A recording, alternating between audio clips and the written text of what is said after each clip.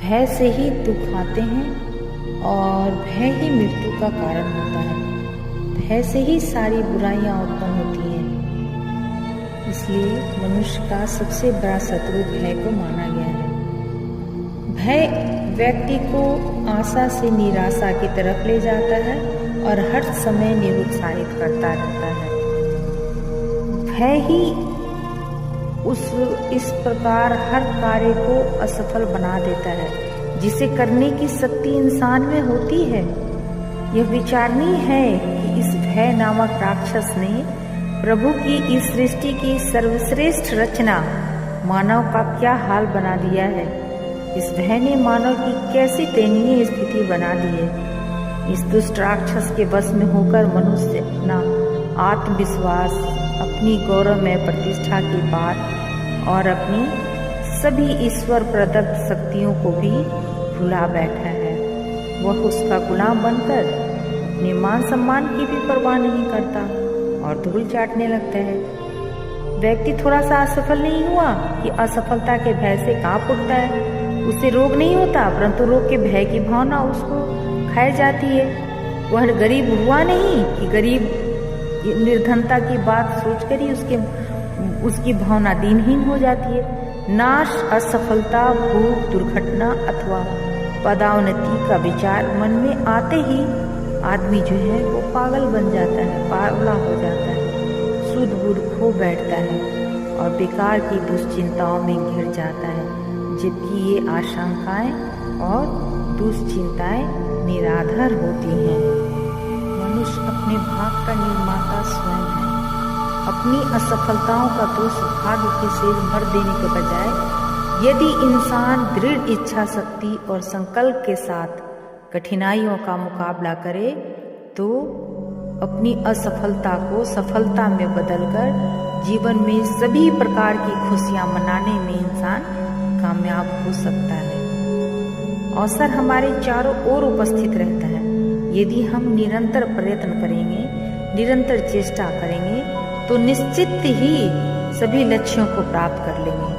किंतु अक्सर देखा जाता है कि अधिक आशावादी लोग थोड़ा सा प्रयत्न करके अधिक फल की कामना करने लगते हैं तथा मनोवांछित फल प्राप्त न होने पर निराश हो जाते हैं। जीवन में सफलता प्राप्त करने के लिए परिस्थितियों के समक्ष घुटने टेक देते हैं, जबकि जीवन में सफलता प्राप्त करने के लिए परिस्थितियों के समक्ष घुटने न टेकना चाहिए, बल्कि हिम्मत से उनका मुकाबला करना चाहिए। जब तक हमारा मन स्वस्थ है और जब तक हमारे मन पे भय का प्रभाव नहीं पड़ता है तब तक तो सब ठीक है, पर जैसे ही मन पर भय का प्रभाव पड़ता है तभी हमारा अनिष्ट होना आरंभ हो जाता है। यदि हमारा मन स्वस्थ है, उसमें सही दिशा में सोचने की शक्ति है, तब उसे किसी भी प्रकार की परिस्थितियां भयभीत नहीं कर सकती हैं। क्योंकि अगर मेरा मन स्वस्थ है तो चाहे जितनी भी विपत्तियां आए, मन हमेशा उससे लड़ने को तैयार होगा, उससे हार नहीं मानेगा। यदि हमारे घर का दरवाजा खुला है तो कोई भी आदमी आसानी से अंदर आ सकता है। इसी प्रकार जब हम अपने मन को खुला छोड़ देते हैं, उस पर नियंत्रण नहीं रख सकते, तो भय भी अंदर घुस आता है। वैसे हमारी इच्छा के बिना भय हमारे मन में प्रवेश नहीं कर सकता। अगर हम अपने मन को एक मजबूत ताले से बंद कर रखें कि हम इसमें भय को नहीं आने देंगे, तो भय कभी हमारे अंदर नहीं आएगा। तब मजबूत ताले से बंद करने का मतलब कि मन पे हमारा कंट्रोल हो, मन हमारे दबाव में हो, न कि हम मन की बस में हो जाएं और हम हर छोटी मोटी बातों से डरने लगें। हमें इतनी शक्ति तो होनी ही चाहिए कि हम जिस चीज़ या भाव को चाहें अपने मन में प्रवेश करने दें और जिसे चाहें बाहर कर दें। यदि हम में इतनी दृढ़ इच्छा शक्ति हो तो हम मन के द्वार उस वस्तु के लिए बंद कर सकते हैं जो भय को अपने साथ लाती है। यह हमारे अपने वश की बात है। हम अपनी उन्हीं बातों को प्रवेश करने दें जो अपने साथ शक्ति, संपूर्णता, सामंजस्य और आनंद लाती है। वस्तुतः बात यह है कि यदि एक बार भय के लिए हमने मन के दरवाजे खोल देते हैं तो उसे निकालना कठिन हो जाता है और यह भय एक दिन करते ही सही वो हमारे संपूर्ण अस्तित्व पे कायम हो जाता है और हमें खत्म करने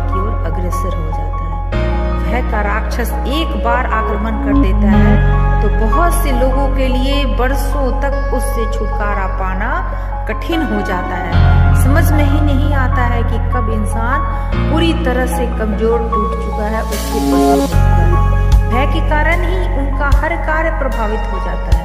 उनकी प्रत्येक चेष्टा भय से प्रभावित हो जाती है। उनका सोचना, उठना, बैठना, सब उनका हर क्रियाकलाप भय से प्रभावित हो जाता है और उस हानिकारक प्रभाव से वे लोग पूर्ण रूप से असहाय हो जाते हैं। अफसोस तो यह है कि अभागे व्यक्ति यह नहीं समझ पाते कि उन्होंने अपनी जो स्थिति बनाई है उसके लिए वे स्वयं उत्तरदायी हैं। उनका भाग्य नहीं, अन्य कोई दूसरा नहीं। अपने जीवन को दुष्कर उन्होंने स्वयं बनाया है। इतने पर भी वे नहीं जानते कि भय के कारण उनका मन काम काज में नहीं लगता, उनके जीवन का आनंद फीका पड़ गया है और खूबसूरत सी दुनिया उन्हें चारों तरफ निराशाजनक लगने लगती है और आयु के कितने ही अमूल्य वर्ष भी कम हो जाते हैं इस भय के दबाव में होने से। भय के कारण ही कार्यकुशलता के मार्ग में बाधा पड़ती है, क्योंकि भयभीत व्यक्ति कोई भी कार्य कुशलता पूर्वक नहीं कर सकता। उसके अंदर तो एक डर होता है, एक भय होता है जो उसको कुछ करने ही नहीं देता है, उसे कुशल बनने ही नहीं देता है। हम एक छोटे से उदाहरण से इस बात को समझ सकते हैं। मान लीजिए कि आपको आज से 3 माह पहले किसी सभा में भाषण करना है। यदि स्वभाव से ही आप झिझकने वाले हैं तो आपके अवचेतन मन में भय की भावना चक्कर काटने लगेगी। आपको समझ पाए इससे पूर्व ही सप्ताह गिरने लग जाएंगे। पहले सप्ताह में ही आपके मन में भय की आशंका स्पष्ट झलकने लगेगी और ज्यों-ज्यों भाषण का समय निकट आने लगेगा आपका भय लगातार बढ़ता जाएगा। जब भाषण का दिन आ पहुंचेगा तो आपको जो कष्ट होगा वह असीम होगा। इसी डर के कारण आपकी सारी एकाग्रता नष्ट हो जाएगी, आपको चैन नहीं मिलेगा और आपकी कार्य शक्ति जवाब दे जाएगी, यहाँ तक कि आपकी नींद भी हराम हो जाएगी। न जाने हम कितने प्रकार कष्ट उठाते हैं, न जाने कितनी बार यह भय हमें हर तरफ से हर दिन घेरे, हमें खुद को खत्म करने पर मजबूर कर देता है। जबकि यह भय सिर्फ हमारे द्वारा पैदा किया गया है, हमारे द्वारा ही ये जन्म लेता है। हम अगर इसको अपने मन में आने ही न दें तो हम एक दिन सफलता के सारे शिखर को छू सकते हैं। हर इंसान में ही मौजूद होती है सफलता की सीढ़ी को प्राप्त करना। कोई भाग्य कुछ नहीं करता। आदमी कर्म से हर इंसान में इतनी योग्यता, इतनी सामर्थ्यता होती है कि वो किसी न किसी क्षेत्र में अपने आप को आगे बढ़ा कर ले जाए। बस हम उसे पहचान नहीं पाते हैं कि हम किस तरह और कैसे अपने आप को सफलता की ऊंचाई पे ले जाए। और इसके लिए दृढ़ इच्छा शक्ति, आत्मविश्वास जरूरी है कि हम कर लेंगे और हम करेंगे। हमें डर से मुक्ति पाना ही होगा।